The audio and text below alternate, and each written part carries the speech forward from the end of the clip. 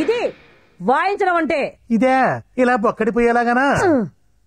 ఏ మీ ఆవిడ నేను ఎప్పుడు కొట్టలేదా? అదేమిటి మేడం, నాకు ఇంకా పెళ్లి కాకపోతేను. ఓహో, పెళ్లికి ముందు తబలా నేర్పించు. ఓహో, నేర్పించి మరీ కుట్టించుకోవాలా? శంకరాభరణం మేడం, మీరు ఇలా వాయిస్తేనే అమ్మాయి అంత స్పీడ్ గా ఆడుతుంది, అంతే స్పీడ్ గా బరువు తగ్గుతుంది. ఒక రోజు అంటే వాయించవచ్చు, రోజు ఇలా ఎలా వాయించగలం మేడం? అది అది అలా అడగండి, లేకపోతే ఇతగాడికి అసలు బిజినెస్ కంటే సైడ్ బిజినెస్ ఎక్కువైపోతున్నాయి. ఏ బిజినెస్ లో? Side business. ఇదిగో మాకు మధ్య ఇలాంటి ఫిట్టింగులు పెట్టడానికి వీలు. ఎందుకు పెట్టకూడదు నాకు తెలియగలుగుతాను. 20,000 కట్టని తెలుసా? ఫిట్టింగులు పెట్టడానికే. ఆగండి, ఆగుతాను. శంకరాభరణం తప్పు నీది, నేర్పించాల్సింది నువ్వే కదా.